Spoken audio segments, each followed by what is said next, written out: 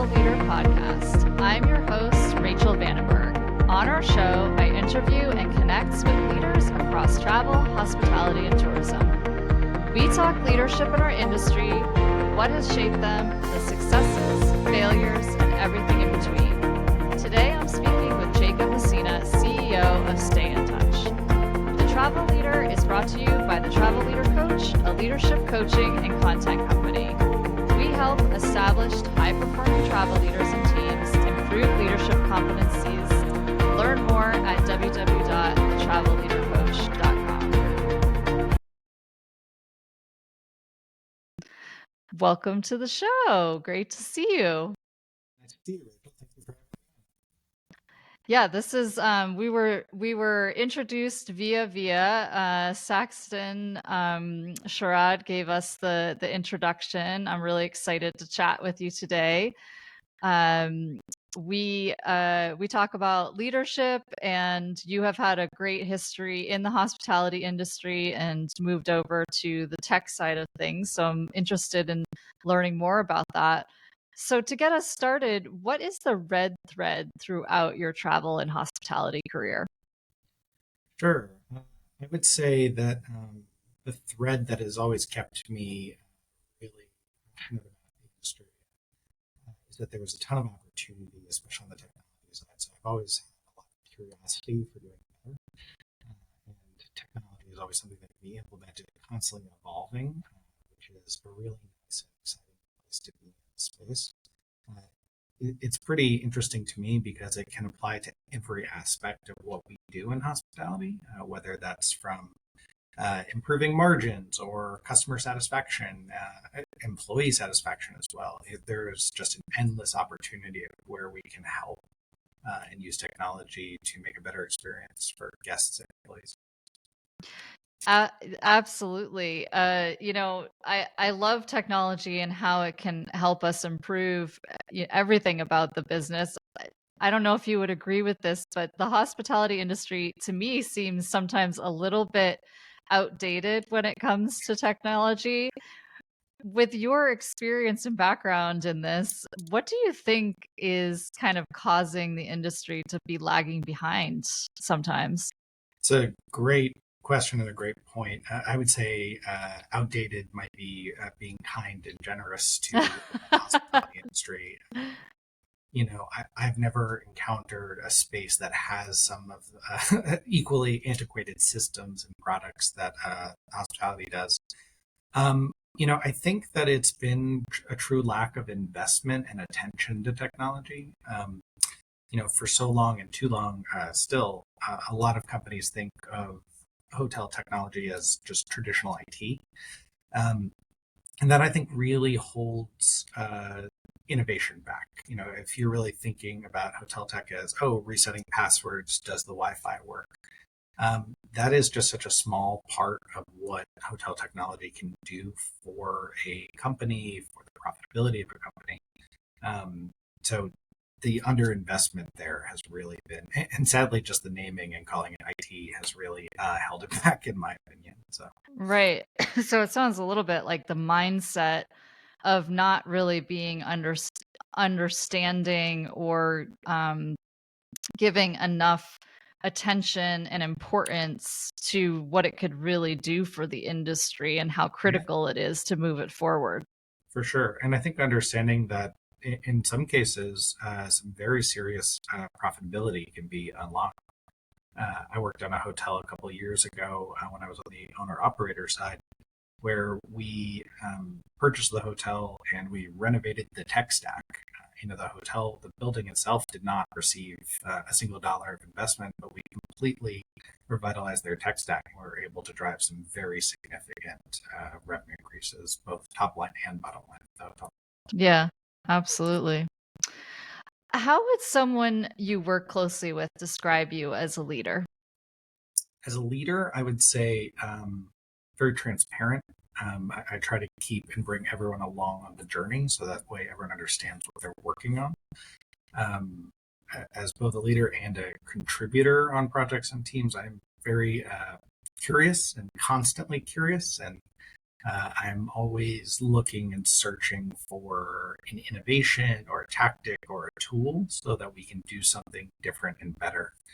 Not necessarily in the case of like trying to be bleeding edge, but more so of how do we leverage technology in order to automate a process that didn't used to be, or to provide additional insights that were harder to glean. Yeah. I can see why you and Sexton are friends. Yeah. He's Yes. also, I remember that from our conversation together, he's also very driven to always improve things. So that makes a lot of sense. Yep. I'm curious about, speaking of curiosity, I'm curious about what you said about transparency. What do you think is important about that in terms of leadership? Yeah, I think it's important for everyone to know not just what the goal is, for a company, which sometimes that can be difficult even to set, but it's the how you get there and the why as well. I feel like that creates a lot more alignment than just, oh, we need to hit this growth goal, and then someone has a component of that. But bringing people to understand why we're doing something the way we are, Mm, and what that unlocks for us as well, and what that means for them too. It's one thing to say, oh, our sales goal is X, and everyone's trying to move towards that. They're like, all right, our sales goal is this, and that's going to help us be able to expand into these markets, grow the company in these ways, create additional opportunities for our teams as well. So trying to elaborate, make sure people understand the why we're doing things is pretty. yeah, no, that makes a lot of sense. And that idea of sharing purpose and vision, right, to motivate people, I'm sure that's a lot behind that as well. Who are you at your core beyond titles and the roles you play? Oof, at my core. We get deep here. Yes, in a personal way, like I'm a barbecue nerd at heart. I'm a New York City native. I love my city.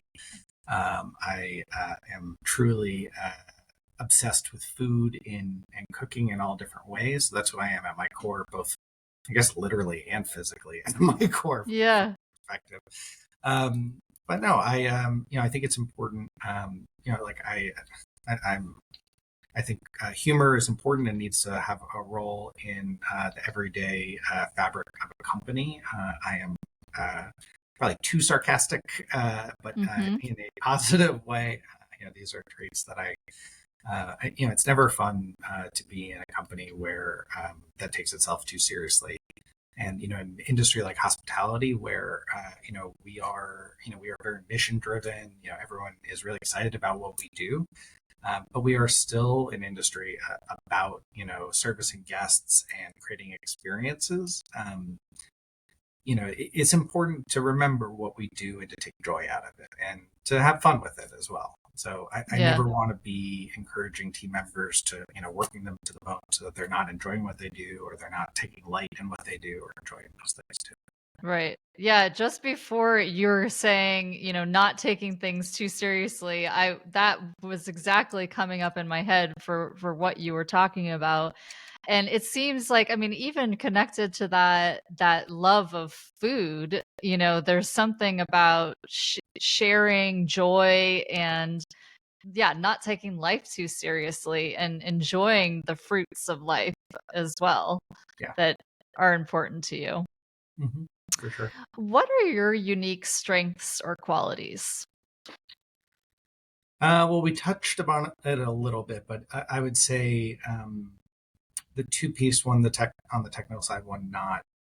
That level of curiosity is something that I've always kept as a really important piece of my ethos.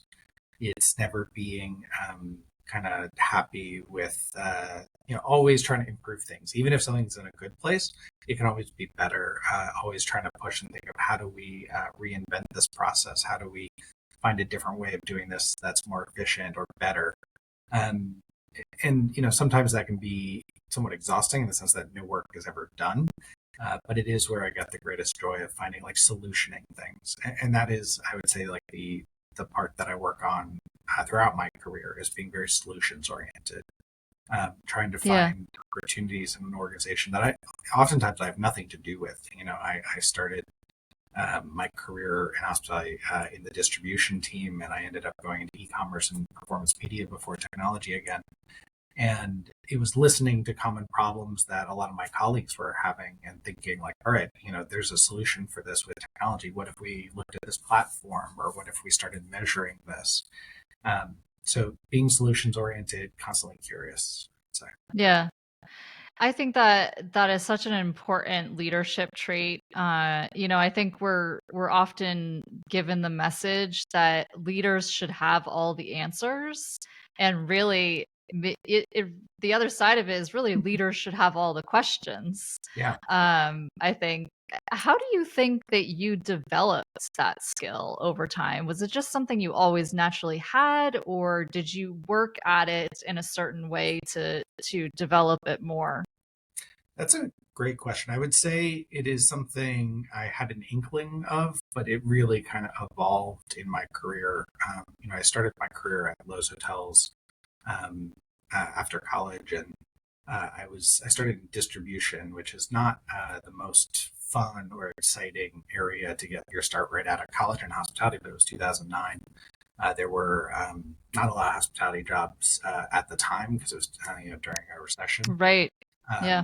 So I got a very boring job, which was manually merging profiles in Opera from 9 to 5, 40 Oh, hours a week, and God. mind numbing. And so, that was probably enough to send most people outside of the hospitality industry for the rest of their career. So after a couple months of doing this and, really like optimizing to the point where like I could merge a profile in like less seconds than anyone else in North America, I'm sure. But it then became like, well, how do we start making sure we don't have these problems of data cleanliness and duplicates, so that there's less of this work for me to do, Right. and like really kind of going upstream to those processes that needed to be in place. So because I knew that if I was just going to sit here and be doing this menial task, it would be something that would drive me out of the industry that I enjoyed. So how do I create things upstream that prevent and help the problem?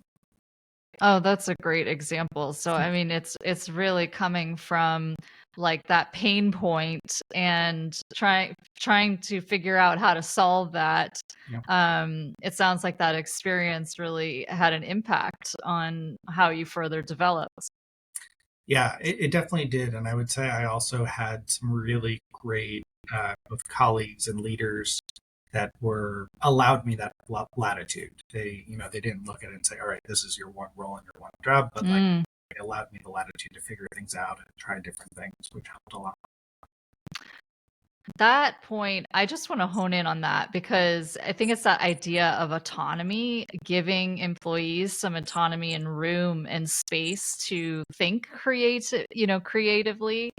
That's another really crucial thing about leadership, I think. And, I hadn't really made that connection for myself before in terms of how a leader could influence their direct reports, their curiosity. Yeah. And it sounds like you had the right leaders in place who gave you that space to develop that. Yeah, even more than just that latitude. I was really fortunate at a number of points in my career to have bosses and leaders that really had a very significant level of trust that we had that was mutual. Mm, And I remember sometimes, going from one boss to another, and when that level of trust was just there and it was inherent, um, I remember realizing, wow, I can get 50% more done because I'm not spending time on massaging or manipulating, how I'm going to present a piece of information, but it's collaborative and there's a level of trust that we are all trying to get the best result for the company. When you yeah. have that, you're not spending time on CYA or just like, oh, am I doing things? And the ability to fail as well. I know that Hmm. projects go wrong all the time. Right. Processes that have existed in hospitality for decades go wrong on a regular basis. So assume things will fail and at some point, and don't be upset when it happens. Just figure out how you recover from it. Right. And learn from it. Yeah. Yeah. So you just mentioned and shared one story that's shaped you over time. Are there other stories or experiences that have shaped who you are today? Let's see. I'm trying to think if there's any kind of travel. I mean, there's plenty of travel experiences that come to mind. I'm a big fan of getting off the beaten path when I travel, despite having worked in many branded hotel groups as well as independents. I try to get as pretty far off the standard path as possible. But I did find myself a number of years ago now. I'd gotten a little too far off the beaten path where I was down in Chile and was staying with a family. When I booked this, I didn't realize that there was going to be a very large language barrier in the sense that I don't speak Spanish and they didn't speak any English. So Oh, I was in a very remote part of Chile for wow. a cattle farming ranch for about a week and a half, and communicating. And there was no internet, so communicating only via photos that I had on my phone became our common language. That and Wow. free flowing wine helped quite a bit in terms of creating a common language between us. But it was a great experience for me, just learning that nonverbal communication can be really important too. Uh-huh. Hands down is really important. That was a great travel experience for me. Just on the work side, in my career, I've been fortunate enough to been given a lot of latitude in the projects that I do on the solutioning side. I was with Loews Hotels for 10 years, starting as an intern and kind of working my way up. And, when I started, we didn't have, we were all print media. We were able to build an entire digital media department and ad tech and really investing in the right areas. So I think that the exciting part about hospitality to me is in many cases, the playbook either doesn't exist or hasn't been written yet. So it's very exciting to be able to write it yourselves. And that's something that I hope others in the space think about a lot is, there's a lot of great opportunity to figure it out fresh and new. So, Yeah. It's actually I those are two very different stories, but yeah. I can actually see a little bit of a link between the two, which is you have a sense for adventure. Yes. And it's also knowing you're going to fail in some of these and not Right. being afraid of it. Um, I've had large scale projects that did not go well. And in the moment, it hurts. Like you take it deeply. There's no way to just shrug it off in the moment, but it's honestly how you recover from it. It's what you learn from them. It's making sure you don't make those mistakes again. Yeah, and it seems like there's also for you a level of being comfortable with uncertainty. Not For sure. Yeah, not uh, really knowing what the end game will be, whether it's in this remote place with this family in Chile or starting a new project yeah. and not really knowing where you're gonna end up at the end of it. Yeah, and I will say something I get a lot of joy from is the teams that I work with, and throughout my career, someone who used to be on my team at a previous organization, he just launched we were texting, he just launched a custom booking engine for a company that he is working with today, and just listening to the process and project he went through, and I could hear just as he's talking about it things he learned from when we had projects that we were working on, both things that went well and things that went poorly, and the optimizations he made in his own project to that I got a lot of joy of. It was just like we learned things together that he has now brought to his new role and his path. Yeah. Awesome. What do you stand for no matter what? What do I stand for no matter what? Honesty is truly what I stand for. I don't have a ton of patience for dishonesty. And while I am very trusting, it is very difficult to earn my trust if it's lost. Yeah. Yeah, that's huge. I was just giving a leadership training for a hotel this past Wednesday, and we were talking about values, and that's really what this question is about, is what are Yeah, some of your core values? And I share that honesty was for my company and my hotel still is number one. If you don't have that as a foundation, you really can't build from there. yeah. So, And I think it's important also, like with our teams, to be open. Anyone should feel comfortable. Like if I'm not able to explain why we're doing something, then we shouldn't be Mm-hmm. doing it. And I would say that among for every person in every role. Um, I had a sales leader once that told me, Jacob, you'll never understand our sales structure, like our commission structure, because you've never worked in sales. It's like, well, if you don't have the ability to work with me and to explain it to me, I'm just going to assume that you're not being honest with me and you're trying to hide Right. something. So, like everything should be more accessible. And if you can't explain it to someone else, then, there's something else going on. Right. Yeah. When have you underestimated yourself? Often. Mm-hmm. So I would say a unique piece of my career is almost every role I've had is a job that I didn't have experience doing before. So, a perfect example, I'm the CEO of Stayntouch. I'm a first time CEO. I'm not really sure what one can do to prepare for that in other roles, but um, and even before that, running technology, I had a background in information in it, but I hadn't done it before. So I've constantly been lucky enough to, whether it's by intentional or accidentally, been given these opportunities and roles that I didn't have all the answers already, and I didn't have Mm-hmm. that playbook, and I got put in a place where I had to figure it out, and that's been it's daunting, and I've definitely underestimated myself at many times in it, and question, am I making the right decisions here? But it's also what makes it exciting for me is to prove myself wrong of if can I do this or not. Yeah. So it seems like you were kind of pointed out or pulled out for some of these opportunities, and other people saw your potential and your ability to fill roles like these. Are you able now to reflect back on, what were the key factors that they saw in you, that have brought you to where you are today? Yeah, and I wish I could tell you each time it was someone saw that glimmer in my eye and was like, oh my God, Yeah. this is great. Hospitality is opportunistic. I had a number of roles that, either a project just didn't have an owner and I ran with it, and then people took note of that later, or, I've had parts of my career where I had bosses that, were forced out of an organization and I just had to step up and start doing the work because there was nobody to do it.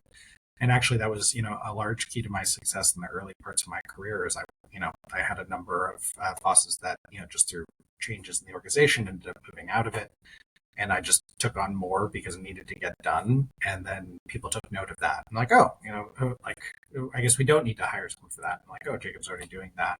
So it's always being willing to like take on more, even though it means sleepless nights and less free time, but that's how you learn too, is to take on more Mm-hmm. when you can. So, and sometimes not even to ask, just start doing it and filling in the gaps. All organizations are, uh, you know, something I've learned is everyone thinks that their company is the one that's building the plane as it flies it, but it's truly every organization. So, Yeah. Well, I mean, what that whole idea is that idea of in taking initiative, right? yep. And stepping up, raising your hand, and providing that value and having people recognize that. That makes a Mm-hmm. lot of sense. Yeah, and don't get discouraged if people don't recognize it the first time. Make sure it's something that you're learning something constantly, and then Hmm. maybe it's the second, maybe it's the third time, and people will take note of it and see that momentum you've built, and that's great for just expanding what you know and what you can contribute to. Yeah. Yeah, for sure. What impact do you strive to have in the travel industry? That's a great question. I think I'll take a very tactical approach to that one. We talked about at the very beginning, hospitality technology is so underappreciated, underinvested in, and undervalued in terms of what it can deliver.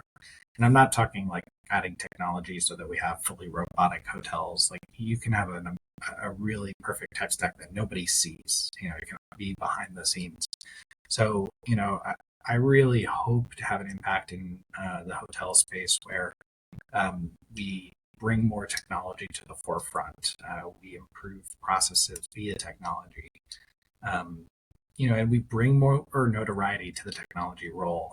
With my when I ran technology for MCR, for example, we had a group of that we built that I built out, and refused to call them IT. Like if someone referred to it, their email got deleted. We were a technology group because that's where we needed to build innovation and grow.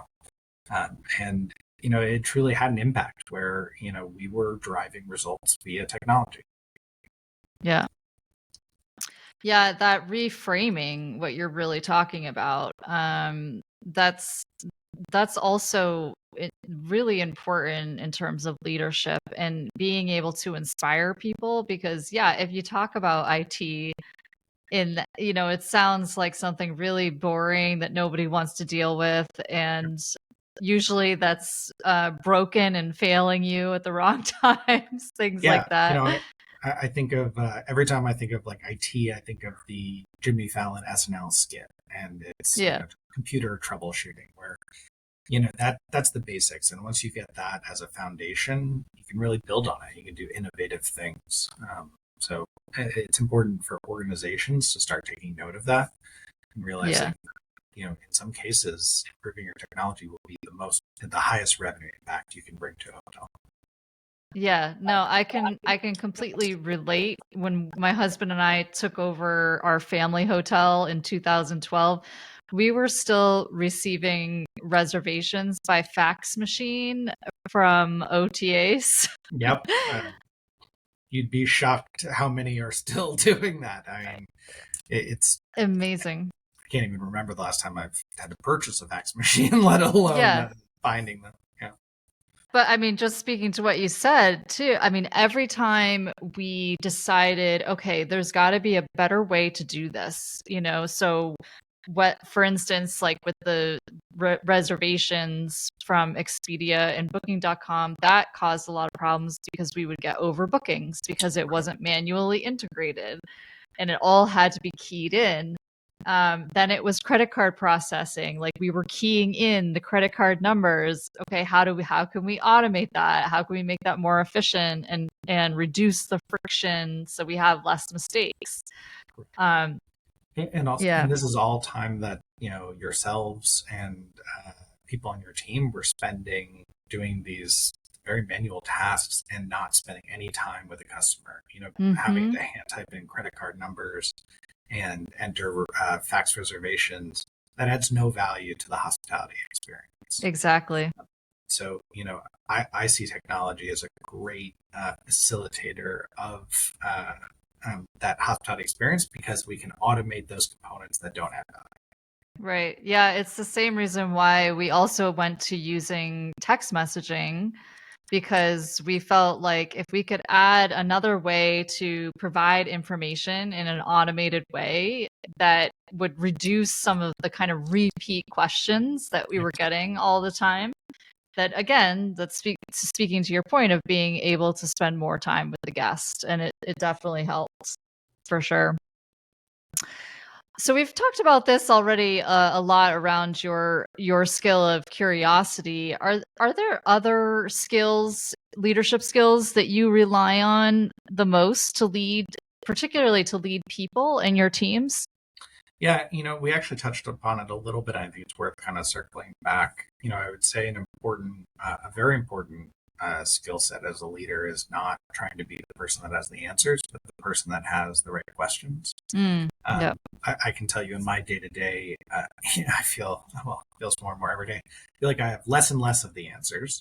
And I don't look at that as a bad thing. I look at that as, I've surrounded myself with subject matter experts on so many different components of our business. And I get a ton of joy out of hearing the answers from them and challenging them with questions of, oh, well, does that apply for these 5 customers or just the one that's a question, that's asking the question today? Or how do we make sure that this is scalable for the future? and really being that sounding board, both at a senior level with my C-suite, but also down to each individual member of the team. I think that that's a really important leadership skill, is not trying to think that you know it better than Right. other people, because you generally don't. So, Right. and even if you do, it's important for people to get to that answer on their own in many cases. They need to learn it, and they need to fail sometimes as they figure it out, and optimize from there. And then often they're going to get to an even better answer than you thought was possible. Yeah. Well, and part of that, of what you were just talking about too, is also surrounding yourself with people who complement your areas of strength. For sure. That sounds like something that you do also quite naturally. Yeah. Yeah. What? Sorry. No, I was Go going to say, I think it's one of the parts I love about hospitality is it is a of people that are really excited about what we do. So I've never had a problem finding people that want to do more, want to do better. So it's about how do you, one, clear things out of their way so that they can be successful. But you do have to have that right mix of people that are both challengers as well as, solutions oriented, as well as process driven. And finding that right mix can be pretty difficult. And it's something that's never done. So you're always constantly hacking and tweaking there. Yeah, 100%. So we're coming to the end of our time together, but I have one last big picture question. What vision would you pursue if you had everything you needed to succeed right now? I had everything I needed. Okay. Hopes and dreams here. Yes. Let's see. My hopes and dreams, I think it goes for what I want to see within hospitality and the industry itself, as it relates to technology, which is greater adoption. I would never consider myself in this role of an evangelist. That's not really my strongest suit, but I would love that. I would love that people could look to what we're building at Stayntouch, look at the work that we've done and how we partner with hotels, and that true level of partnership. And I would love if that unlocks greater innovation in the space as it relates to technology. What we do at Stayntouch is a piece of technology, but it's honestly a small piece. Our industry is based off of the need for change management and working towards understanding new processes. So it does take partnership. And that's a big piece of what I think has been missing a lot within the space. So between the customer vendor piece of it, if you're looking at your customer or your vendors in such a transactional way, I really don't think you get the full benefit of even a technology or system that may be great. But if you build and invest in those relationships, and that's been something I've been successful in my career, is working really closely with vendors, befriending them, creating lifelong contacts out of it as well. But it's when you build that partnership, when they have a new innovation on their side, they're coming to you first to try to get you to pilot it. And oh, I think this would be great because they're thinking about your business and getting people to come along in that. So I would say it's both my goal for myself and is to grow technology in our space, but it's also to change how people look at that relationship with vendors. Yeah. Really look at it as more partners. Yeah. Yeah. Well, I love that. That's a great way to close today with the idea of collaboration and partnership. Thanks for collaborating with me today. Of course. This is great. Thank you, Rachel. Ooh. Having some sound trouble today. Thank you so much for joining me today, Jacob. I really enjoyed our conversation. And until next time, I'm Rachel Vandenberg, and this is the Travel Leader Podcast.